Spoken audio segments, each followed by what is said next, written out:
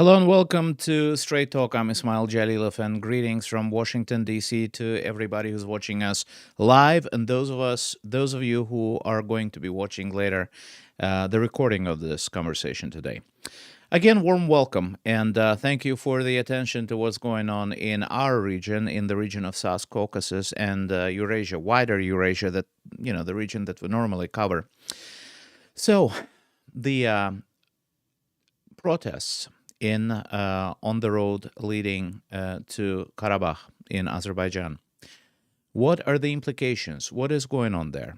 We understand, and we're part of the basically part of the social media. We're watching a lot of information flying in every which direction. The information that sometimes is very hard to verify. My question, before we start, my question to my Western colleagues that are accredited in Karabakh, we would like some reporting from you, because both sides probably engage in some sort of embellishment to different degrees, maybe not, to some sort of, we're subjected to propaganda, and whenever we try to find out what's going on, it is very difficult. So I would like to see some Western reporting from Karabakh. And are people really starving? Are people really on the brink of the humanitarian catastrophe? If so, is this catastrophe precipitated by the actions of Azerbaijan? These are the questions that we're trying to find answers to. And from time to time, whenever we find suitable guests, we engage them on these topics. And this will be, I believe, the third conversation on this topic today. So what I love about my job is I'm learning on the job, and I'm meeting a lot of new people, very interesting people. So today is no exception. We're meeting Adnan Huseyn today, founder of Azerbaijan and the participant of the environmental protest on the road to Lachin. He's joining us from Shusha, I believe. Adnan, good evening. Are you in Shusha right now? Good evening. Yes, I am in Shusha right now. I'm actually where the protest is taking place. I've kindly asked our colleagues from the media to lend me their container to be able to join you here. So which media are there? Are there Azerbaijani media? Do you see any international media on the side where you are right now? Yes, today we had, finally, we had international media join us. We had journalists from Spain, from Italy, from Hungary, from UK, from Turkey, from Russia.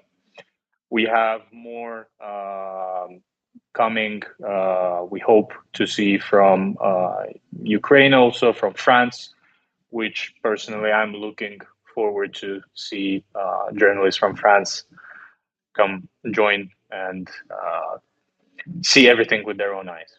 Why is France so important, do you think? Why would you single them out? Because what we see right now is France being probably the most biased of the countries that are siding with Armenia. And what we've seen through French media is completely biased approach to the situation, with complete disregard to the Azerbaijani side of the situation, with complete disregard to as the reasons why this is happening, the demands of Azerbaijan, them covering solely and only the Armenian side of the story.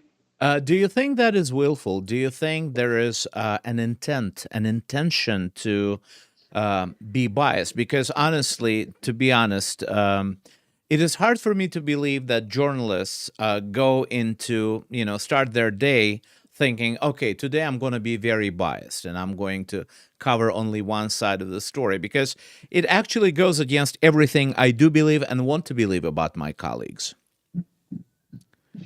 Well, I look at the facts, and I'm not a journalist. And when I think of a journalist, my understanding is that when telling a story, you have to cover all sides if there are more than one sides involved in the story.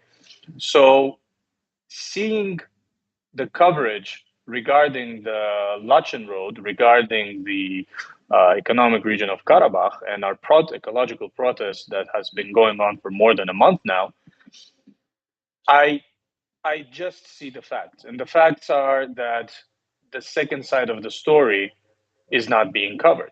Only one side is, and for me, this is unfair and, to say the least, unprofessional.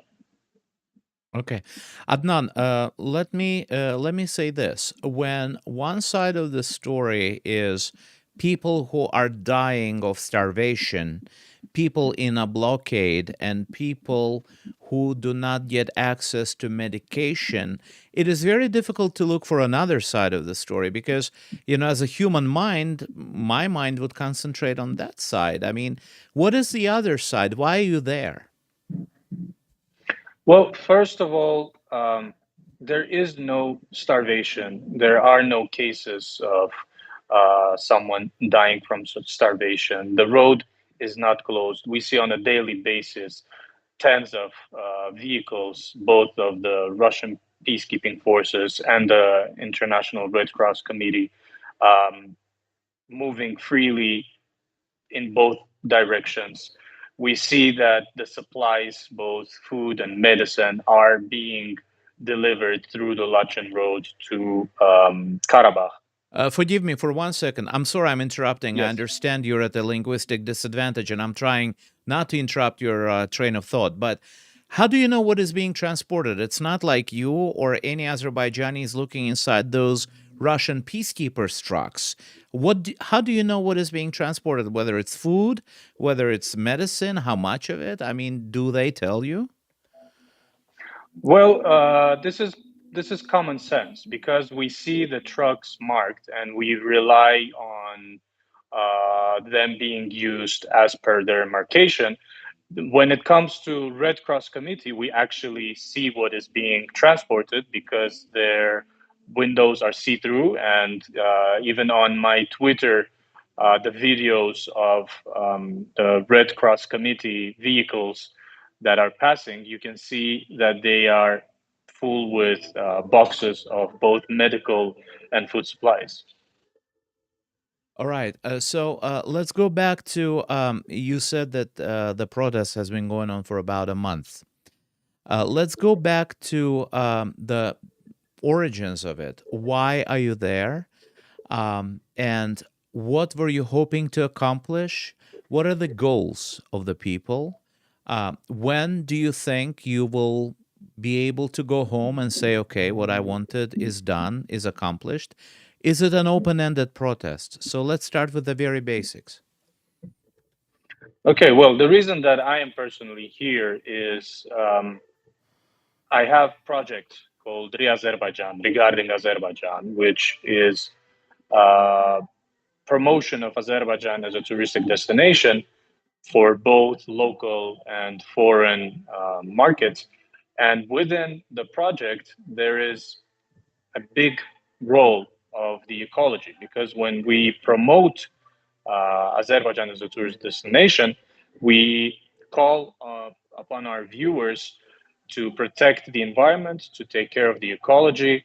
So naturally, when I found out about this protest, I had to be here. And I just recently, today, I posted a tweet on Twitter. I found a video on my phone that last year I was in Zangilan planting, there was this project of planting trees in Karabakh. And in that video, I said that exactly a year ago, I was planting a tree in Shusha, and now I'm planting a tree in Zangilan. So this is not me being involved in an environmental cause for the first time in my life, as many try to misinterpret and mislead uh, from the Armenian side. So the reason I'm here. And the reason this is happening is the illegal exploitation of the natural resources of Azerbaijan. And although many, especially the Armenian side, try to mislead others, saying that this is only the financial and economical interest, and the legality of exploitation has nothing to do with ecology. The fact of the matter is that it has to do a lot with the ecology, because illegal exploitation is done without respect to any standards, to any protocols, to um, any requirements. Just as a couple of examples, eco-friendly equipment is not being used because it's expensive. Uh, the wastes are not being utilized properly because utilizing it is also expensive. The site is not being given any break for the natural processes to rehabilitate the site. So all of this is done by the principle of to get as much as possible, as quickly as possible, because they know that their time is limited. So the reason that this is all happening is that we are, and when I say we, I mean participants of the protest supporting the ecological activists and ecologists themselves, the specialists who wanted in the first place to hold the needed monitoring of the sites where the Russian peacekeeping forces are temporarily stationed. We are being refused of that. So our demand is to grant us that monitoring, for us to be able, for the ecologists and for the specialists, to be able to visit the site and to hold the needed monitoring to assess what has been done, what's the ecological damage that has been done to our ecology, so that we know exactly what we are dealing with, how to heal it, and how to move forward from there.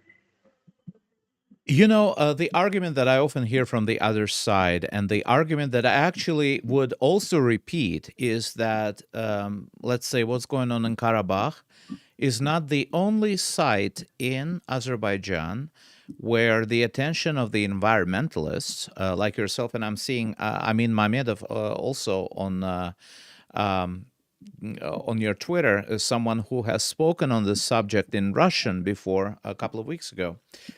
My question is, this is probably not the only site where the environmental disaster is happening. I mean, it's happening very close to Baku, where I believe you live and where I used to live.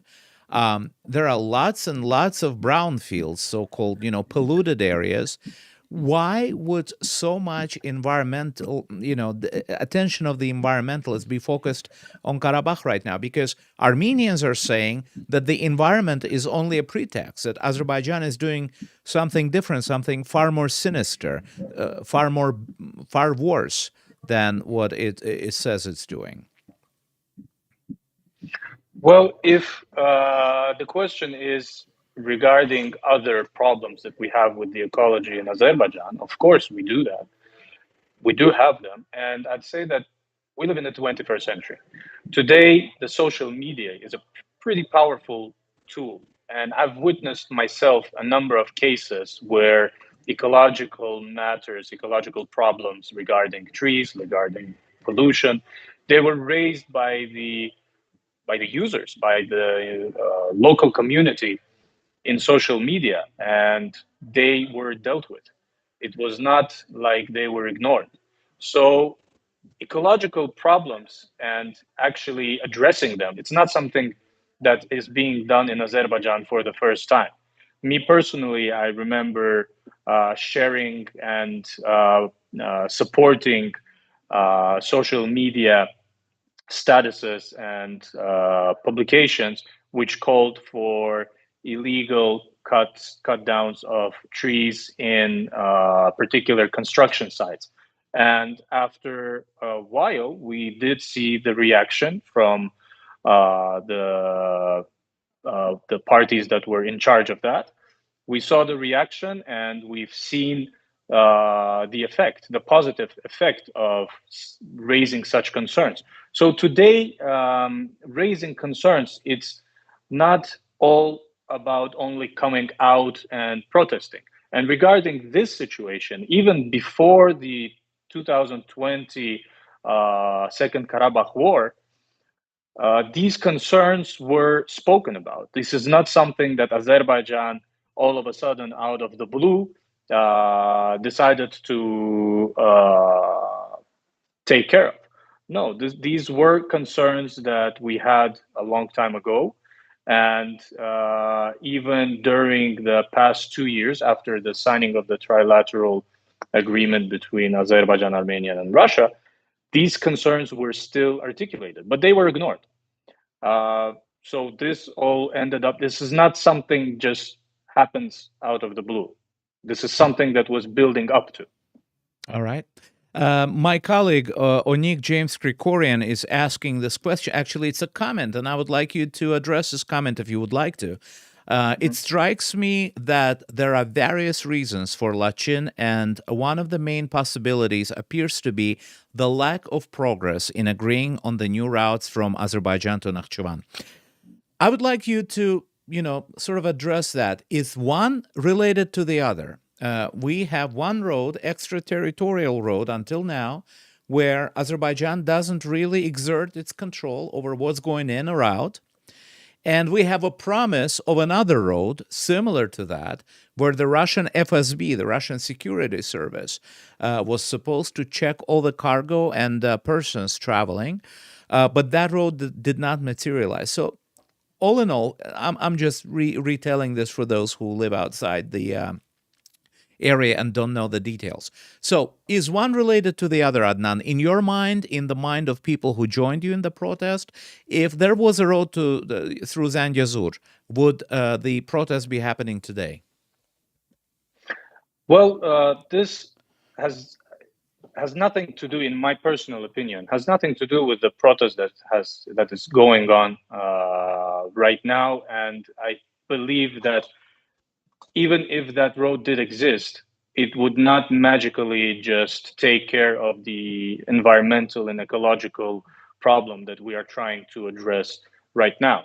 So I believe that this protest and the ecologists and the ecological activists, and in general, people who care about the environment like myself, would keep on raising this topic. To talk about the access to Nakhchivan, I'm not a politician, and but as an Azerbaijani, as a citizen of Azerbaijan, I think it's more than fair to have access to Nakhchivan for Azerbaijanis. And besides being fair, and besides my opinion as a citizen, strictly from the economic point of view for the entire region, not only for Azerbaijan, but also for other countries of the region, this makes perfect sense. All right. I would like to go back for a second, and I'm sorry, I'm not trying to confuse you by jumping back and forth from topic to topic. But you said earlier that there are trucks that are going through ICRC, International Red Cross Committee, International Committee of the Red Cross, and the Russian peacekeeping force. They're going through and they're carrying medicines, as you said, and food. And I've seen some videos on, I believe, on your timeline on Twitter, and also some other Azerbaijanis are sharing those videos, and I see them a lot, with trucks going through and protesters moving to the side of the road. My question is, if the trucks are allowed to go through, why are you standing on that road? I mean, what are you not allowing to go through? It's not like you can. Are ethnic Armenians allowed to go through? Are foreign citizens coming in and out are allowed to go through? Would foreign journalists be allowed to go through? In other words, who or what are you preventing from going in either direction? Well, first of all, foreign citizens and foreign journalists are here right now. And foreign citizens to come to Azerbaijan, and Karabakh is Azerbaijan, they need permission. They need from Azerbaijan to be able to enter Karabakh. And regarding where the protest is taking place, and your question about when the protesters are moving aside from the road, well, the protest is happening on the road, and this is just natural for people to stand there because that is the site, that is the place for the protest. So when a vehicle is approaching, it's not going to be driving over the protesters. The protesters are moving away when they see a vehicle approaching, and then they come back to the site where the protest is taking place. All right. Many Armenians on Twitter and on other social media, and frankly, the Armenian diaspora here in the United States, are seeing the main goal of the protest as to either threaten Armenians, intimidate Armenians, or drive them out altogether from Karabakh. This is a foregone conclusion. This is something that is being said as a matter of fact, something axiomatic and doesn't even require any introspection. And I'm telling you about what's going on here in America. I mean, maybe the situation is different elsewhere, but from what I read on Twitter, these are the same arguments that are being made in France and other European nations, etc., etc. So my question to you is, do you want to drive Armenians out of Azerbaijan, of Karabakh? What will happen to these people? Do you understand that people living in Karabakh, Armenians, ethnic Armenians, are afraid? This is the only road that connects them to Armenia and the outside world, basically. And maybe your actions and actions of your colleagues are intimidating them or scaring them or making them think that you have hostile intentions. Is that the sentiment you understand? I do understand. I do understand that. But at the same time, they have to start to understand that the actions have consequences.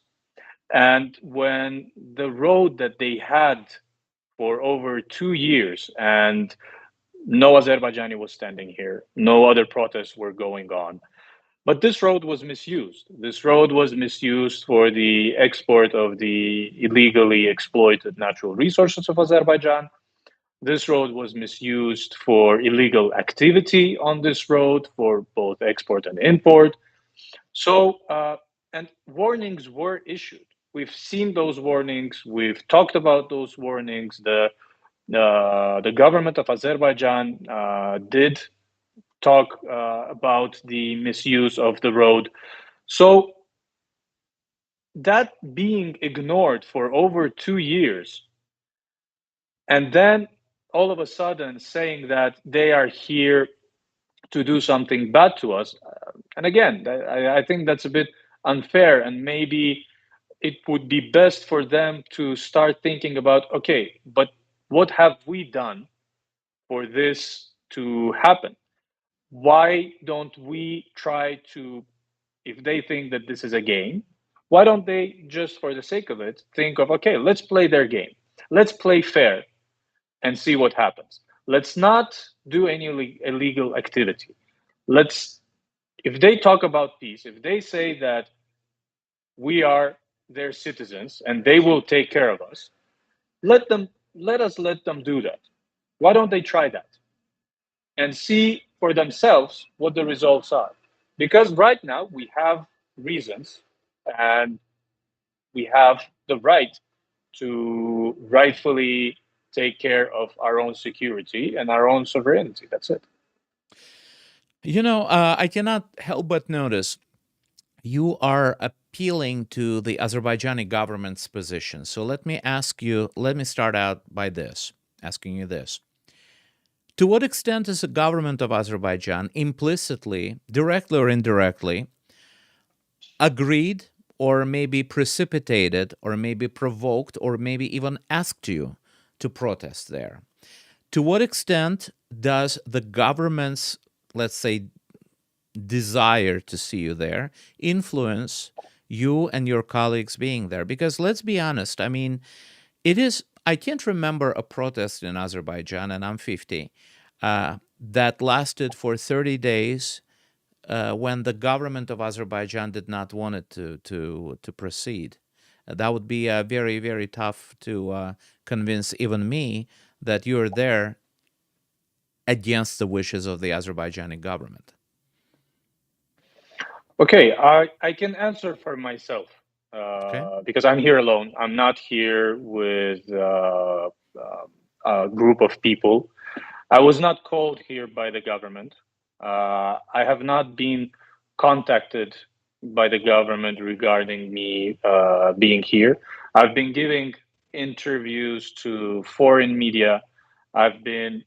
You've seen my Twitter. I've been posting tweets, videos, and information from the ground on a daily basis that I've been here. And I haven't been contacted by the government. So I do receive a lot of comments, especially from the Armenian side, that I am funded and invited journalist by the government to be here, to participate in this protest, which is not. I'm not a journalist. Again, I have a project which keeps the ecological and the environmental issues very prioritized. I have my personal position regarding both the environment of my country and the security of my country, because security of my country is security of my family. I'm here to provide security for my family in the first place, for my child in the first place. And again, my personal experience of being here, I have not been contacted or in any way felt the government presence in my experience here. Okay, but from what I understand, if I fly from the United States and come to Baku, and if I'm not detained at the airport and want to come and join you in Shusha, my friend Adnan Huseyn, that I met today, and wanted to come join you, I will not be allowed because I have to have a special permission, right? I mean, to go all the way to Shusha, or are all citizens allowed to go to Shusha and come within like 2 meters of the Russian peacekeepers? The situation, that's a very valid question, and I'll happily answer. The situation about visiting not only Shusha, but the entire parts of Azerbaijan that were deoccupied in 2020, the reason as to why there is control over that is for security of the people, because these territories are very heavily mined. And I remember coming here first time, I had to go through ANAMA training, and that is the anti-landmine agency, right? The Azerbaijani state anti-landmine agency. Okay. Yes. Yeah, there was this project again in Shusha regarding planting trees in Karabakh, and I really wanted to join. And for me to be able to join, I had to go through the ANAMA training regarding how to behave in a heavily mined territory. We had to only follow the ANAMA people. We had to know how to read the signs that ANAMA is placing in the territories that they have checked for landmines. I've even posted a picture on my Twitter, I think it was a couple of weeks ago, a sign on the house in Shusha that it was checked and there are no mines. So this is the real threat. These are real dangers of visiting Karabakh. And since I've been through that training, and since I already had the permit to come to this area, I did. Okay. My colleague again, Onik James Krikorin, is asking a very valid question. I would like to read it to you. Why couldn't protesters just stand on the side of the road? This goes basically hand in hand with what I was trying to get at. you standing on the road, this would be a clear and very visible signal that the road is open. Currently, it looks like it's a form of control. So yeah, truly, why wouldn't you stand to the side? I mean, you would make yourselves visible. You would at the same time send a signal that the line of communication is unimpeded. The infrastructure is unimpeded. The road is unimpeded. Why would you choose to stand? Take a stance that shows that you're blocking the road, because this is what's being used.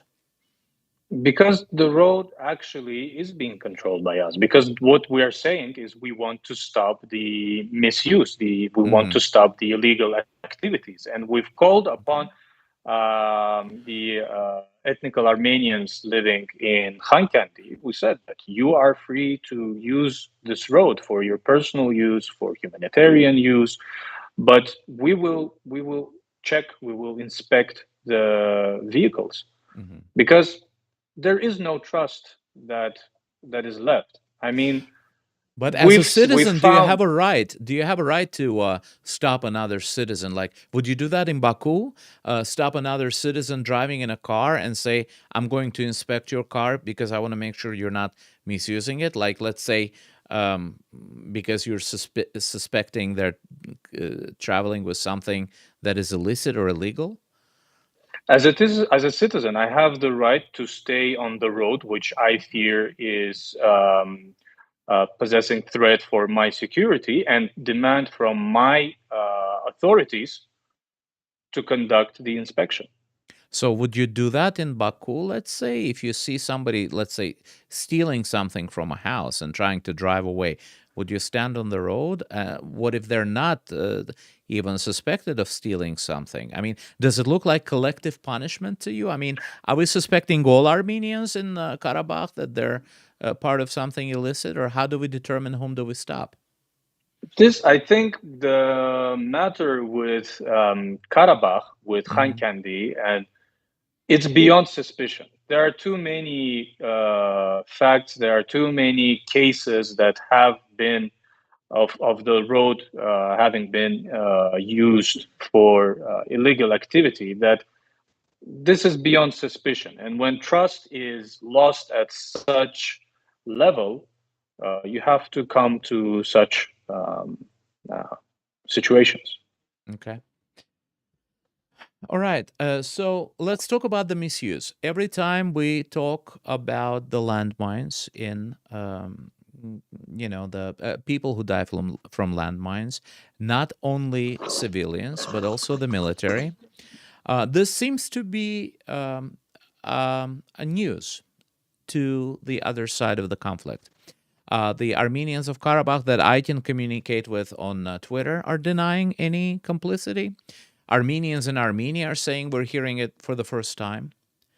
What sort of, and Anama you mentioned, I would really, as an aside, I would really like to speak to the representatives of Anama in whatever language they're prepared to give an interview to a foreign audience, be it Russian or be it English, that's fine. But what kind of proof do we have? How would you stop the landmines? How do you know? Let me ask you this: how do you know that the Russian peacekeepers in their big trucks are not transporting landmines? I'm not accusing them, but I'm just being a devil's advocate. They could bring a whole bunch of landmines in those trucks, in containers marked food or medicine or whatever. You don't have X-ray vision. You don't know what's inside. Well, we haven't known it before either, but as time passes, we did find new mines that were produced in 2021 in Armenia on the territory of Azerbaijan. So if this continues to happen, and right now we are here, so if we find more mines that are newly planted, well, we'll know that too. There has not been an explosion of a landmine in a month since you've been blocking the road. Is that correct? There has been. There has been. So does it mean that the protest is not working, or what does it mean?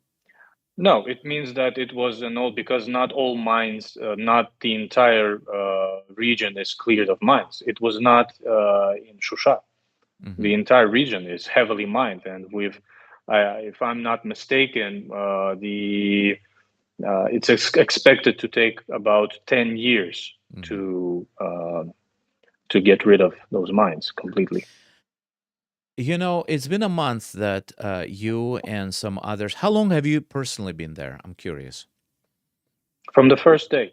From the I first did day. go back to Baku one time for personal matters and came back, but I Hmm. was here for from the I first day. apologize. I think you've mentioned that, and I sort of like asked it again.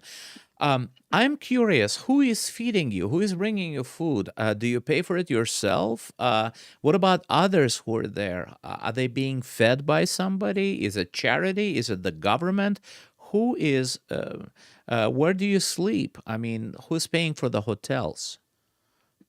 We have here the non-government organizations. We have the people who are participating here. The food is coming 3 times a day. There are snacks in between. And my understanding is that the organizations who are here, who are participating, they are taking care of it. Hmm. Um, okay, I'm sorry. I was distracted by a comment from coming from an Armenian. No, Azeri terrorists will be in jail soon. Well, great. This, you know, I'm laughing at it, and so are you. And incidentally, let me tell the audience a story of how you and I met on Twitter. Somebody with an Armenian last name, apparently, I believe an American Armenian, was attacking either you or me, and that's basically how we started communicating, which is very, serendipitous because I did find you and I did invite you here. So I'm very sad that I'm reading this kind of language even on my channel. Does this what sort of message does it send to you? You know, when those people are calling you, and I don't mean all Armenians by saying those people, the people that are attacking you, calling you a terrorist, does it, what does it make you feel? Are you likely to stand there even longer? I'm just curious. In all honesty, it makes me feel sorry for innocent Armenians that have to suffer because of such rhetoric of the Armenian diaspora, of Armenian extremists, of separatists. This actually, in the first place, does make me feel sorry for them, because it is people like them who are lying, who are falsificating the facts, who are bending all the truths. I mean, again, I told you earlier during our conversation now that I've, I've, I've been called funded journalist, which both I'm not. So you see sometimes people commenting on other people, and you know it's not true, but it's still not happening to you. But then it happens to you, you know, and you feel it on yourself. So yeah, I it it does of course irritate. Of course, it does get on your nerves when that happens constantly, and um, but these people and these comments, they should not matter, because this will not help us come to peace. These people are clearly against peace. So I choose to stay focused on those who are ready for a peaceful dialogue, for at least a mutually respected dialogue, and I'm open to such cases if they do happen. You see, you juxtapose yourself to people who are against peace, and you're saying you're for peace.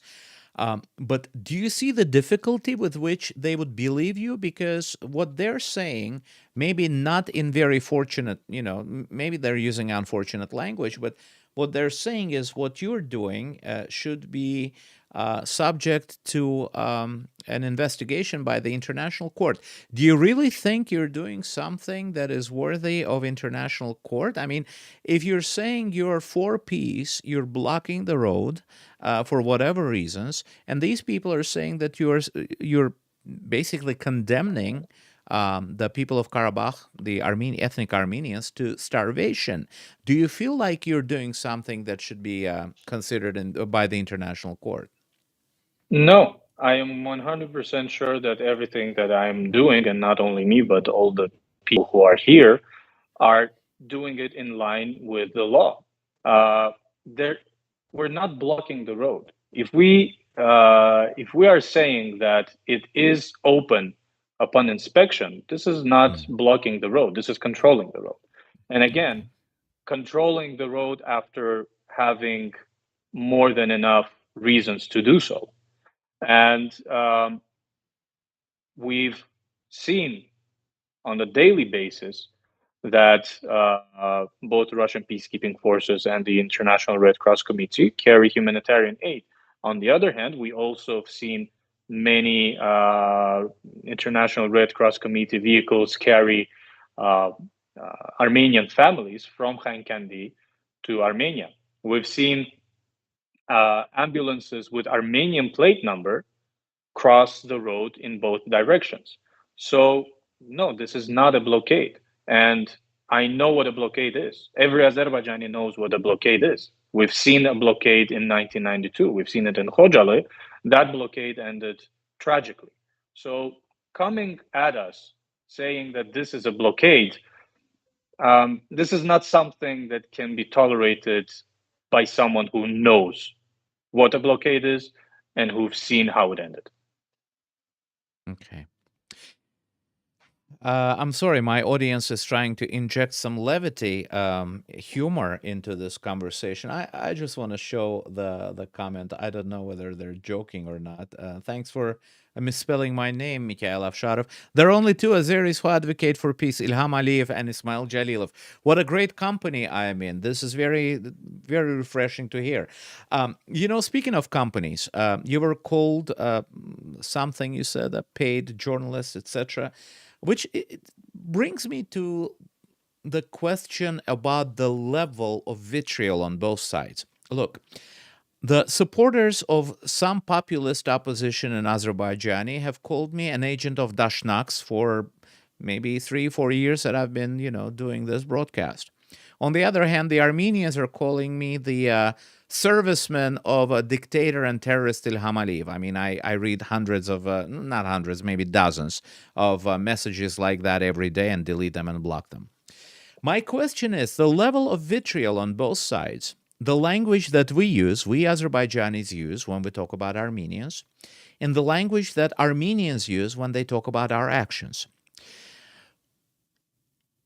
I truly want to believe that both of us, you and I, are trying to, be the agents for peace and for communication. What happens to the language? Can you communicate with Armenians without this vitriol? Do you think with your experience, I'm new to Twitter, do you think with your experience of communicating, the language, the level, the crescendo or whatever, the tone, is going up, going down? Is it remaining the same? Are you frustrated that 2 years after the war, there seems to be no movement ahead and the language that both sides are using doesn't improve? Well, there are different cases. I've seen both positive and negative cases on both sides. And let's evaluate both of the sides individually. On Azerbaijani side, I've seen more positive changes with less rhetoric of a faulty language. On Armenian side, unfortunately, that positive change is a lot less. It's a lot rarer that I see an Armenian trying to communicate without resorting to insults and all that, Okay, I believe I have to invite Onik to host one of these programs together with me next time. He's asking another interesting question that I don't want to go, pass by. I'd be interested, he says, to know how the opening of the road works when the ICRC or Russian peacekeepers want to pass through. Is there a leader or a leading committee that talks first and agrees, or nothing? So, in other words, when you see a vehicle, let's say a Russian military truck or ICRC vehicle, how does it work? How do you decide when and how to let them through? Does anybody talk to anybody? Do you have an informal or formal leader who tells you, what, guys, we're stepping aside, we're letting the truck through, or we're not stepping aside? And has it happened that you did not let anybody through and they had to turn around and go back? How does it work in general? Well, again, I will share my personal experience, and is when we see the vehicle approaching, it's not like one leader who takes the lead and says, "Okay, you can open or don't move."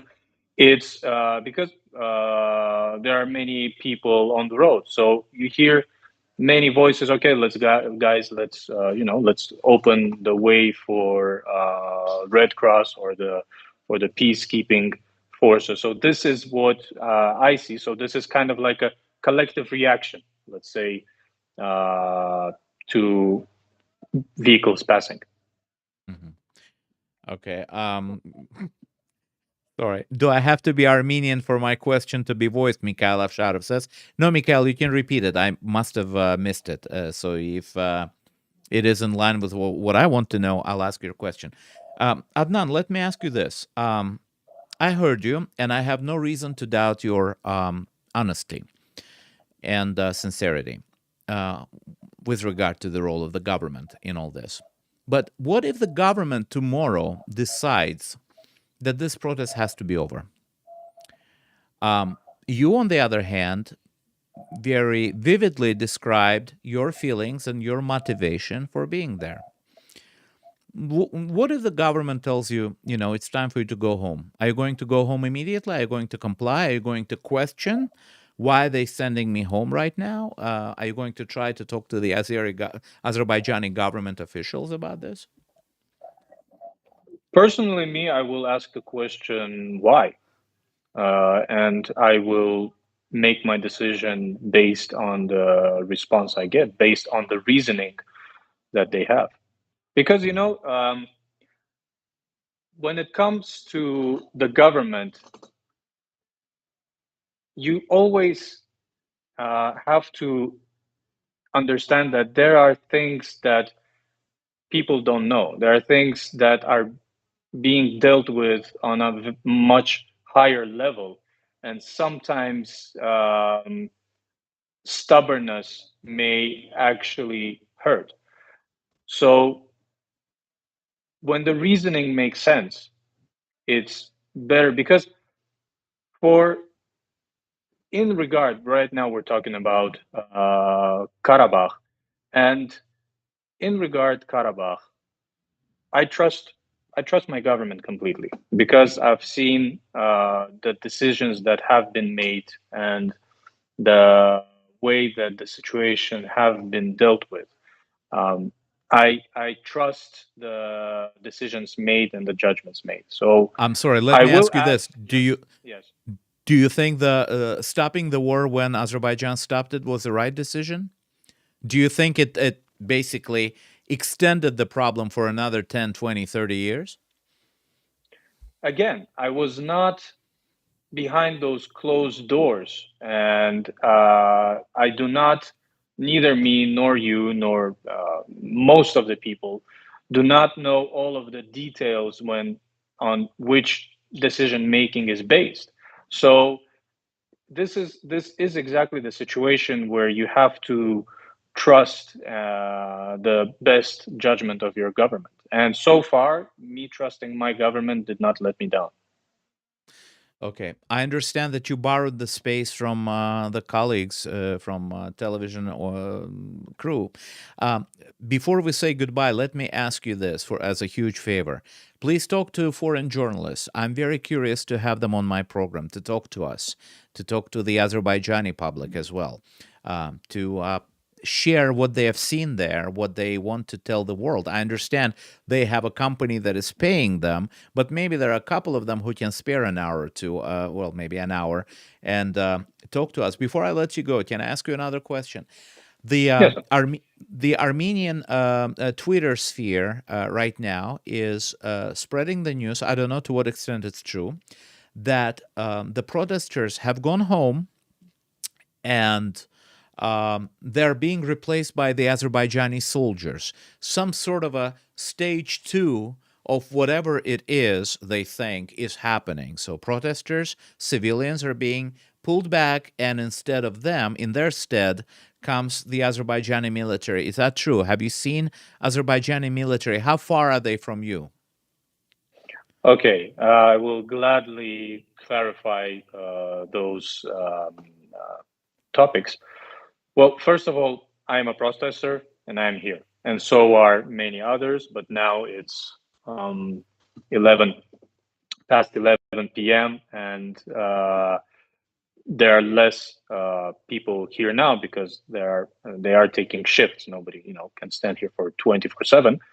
But protesters are here. Just yesterday, I posted a video with where we are here. I can do the same thing tomorrow. About the military, the Lachin road, right? If this is the Lachin road, right next to it is the Shusha road. And Shusha Road is not where the Russian peacekeepers are temporarily stationed. This is completely controlled and secured by Azerbaijan. So even before the protest and after the protest, there are security measures. There is military personnel, of course, in a very low numbers that were present there, that are present there on the same very positions where they were before the protest, and that will continue being there after the protest.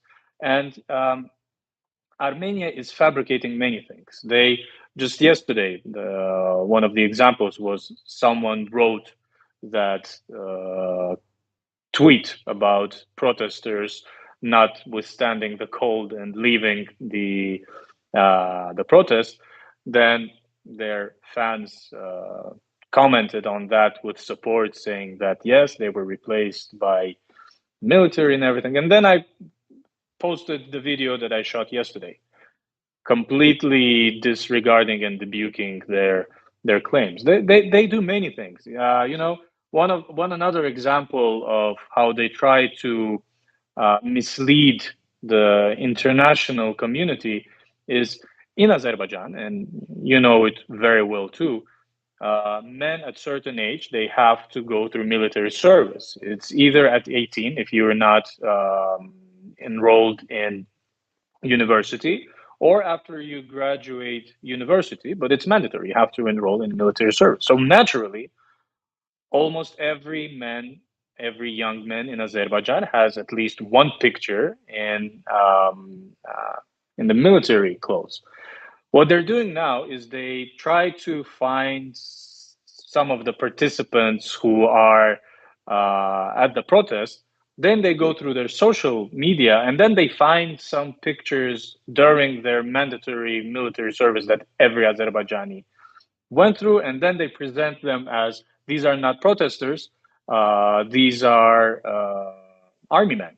Well, with that logic, all men in Azerbaijan are army men. The same goes with they try to uh, mislead international community regarding some youth organizations, because there are many young people here that I'm really proud of seeing, because they're young and they are standing their ground, and they belong to some of them belong to some youth organizations, which is completely normal. And again, Armenian side tries to find some affiliations, some projects where they were involved in projects that were funded by the government, and then misinterpreted as this is a government-sponsored protest. No, I understand that part. I apologize. I should have Yes. clarified. I mean, not people who have served in the military or maybe serving in the military right now, but I'm talking about the the regular army, or the armed men coming in there in their uniforms, as you and I would imagine an army. Is there such a thing that you're moving away and the army is coming in your place? I mean, No, does that no. happen? Okay. No, there's not a single member of the Azerbaijani army on the Lachin road. Okay.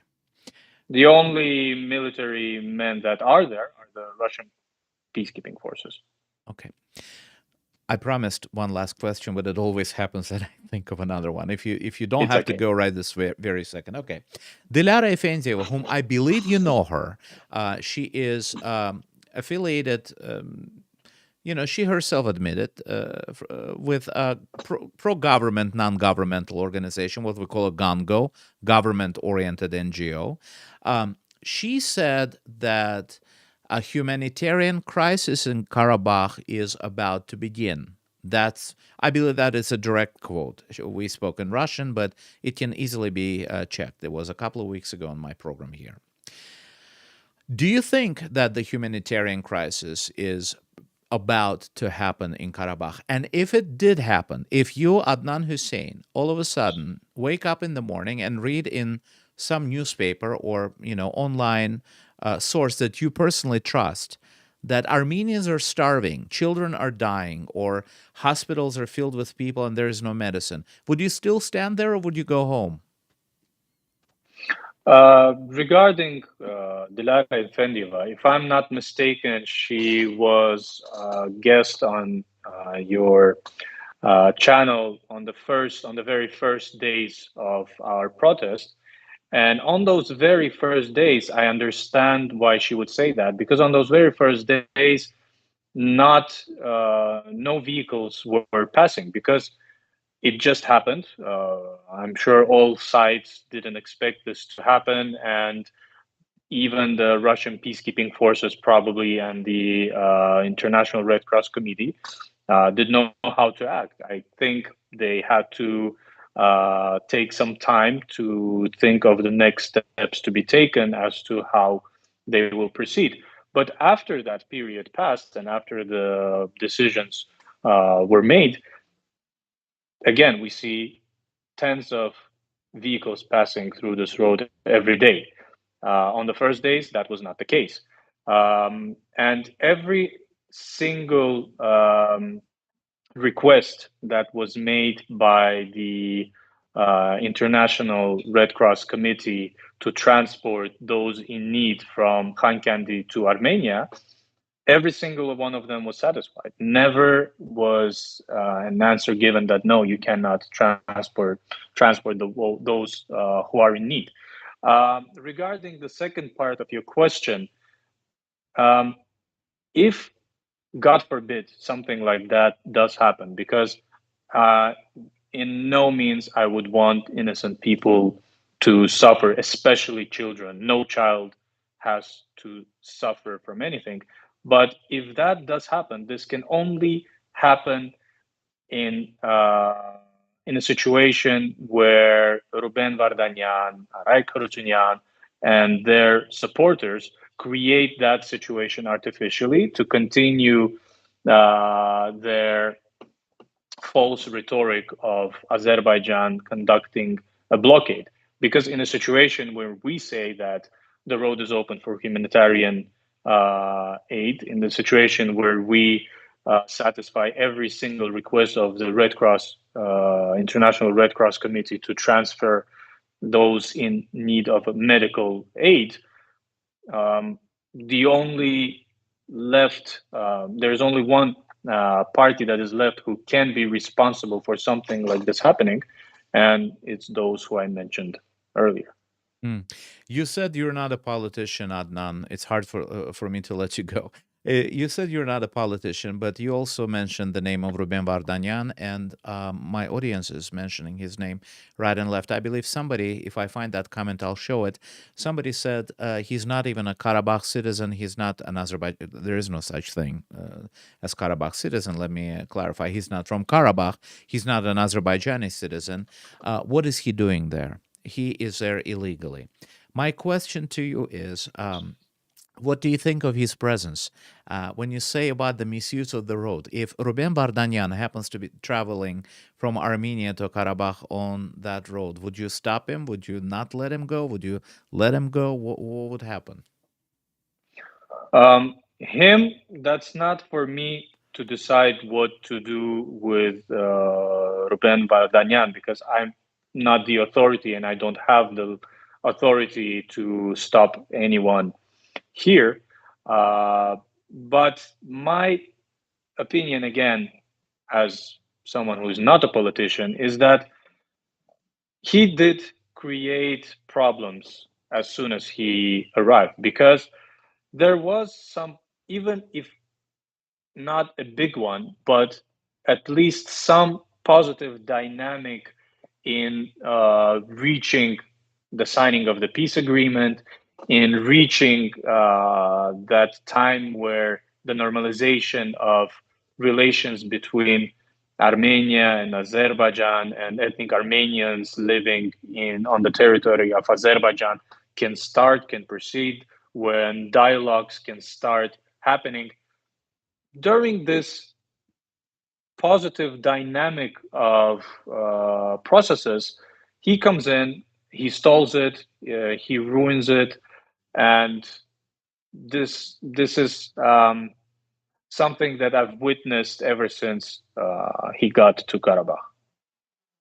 All right. Thank you very much, Adnan Huseyn, for coming on our program. It was nice meeting you. And please relay our gratitude to whomever our colleagues let you use their premises to connect to us. And thanks again.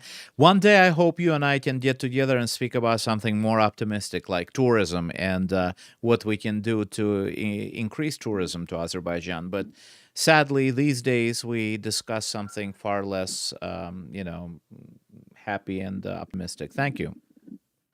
Thank you. I'm sure that day will come, and I will also be very happy to sit down and talk with you about the very big potential of tourism as Azerbaijan as a touristic destination, and this day will come. I'm God, positive. God willing. Thank you so much. Thank Ladies you. and gentlemen, that was Adnan Huseyn, founder of Re Azerbaijan. It's a tourism promotion organization, from what I understand. And he's a participant of the environmental protest happening on the road to Lachin. Um, what I wanted to say about tourism, yes, one day I do hope that we get to talk about tourism. I found out yesterday by talking to my good friend who lives in Israel, with whom we went to school together, that the Azerbaijani Minister of Tourism is someone that I went to school with. I didn't even know that. What a small world. I believe he's 1 year younger than me, and we went to school together, and his mother was our teacher of English, and later even the principal of the school. Again, small world. You never know. From Washington, I'm Ismail Jalilov, and I do thank you for your time. I do hope that some of you, those at least who were listening with an open mind and an open heart, did receive some answers to the questions that might have bothered you. I did. I would like to commend, it's not usually my style, but I would like to commend my guest today for being open and frank. When people are trying to hide something, you can see. They say camera does not lie. And when people are trying to be open and forthcoming, you also can see that and appreciate that. And I really do. Every time that guests come to our channel, I understand saying what you feel and what you think is not always possible. Sometimes it's very difficult, but yeah, there are people who can do that, and we must appreciate the effort. I appreciate your time, and I do hope to see you again on another English speaking program, which we don't do very often because English is not an accessible language. I'm looking at the numbers of those who are watching us, and I want to cry. But on the other hand, even if 3 people are watching us, this is very important for the future of the region. I appreciate your time. Have a good evening. Bye.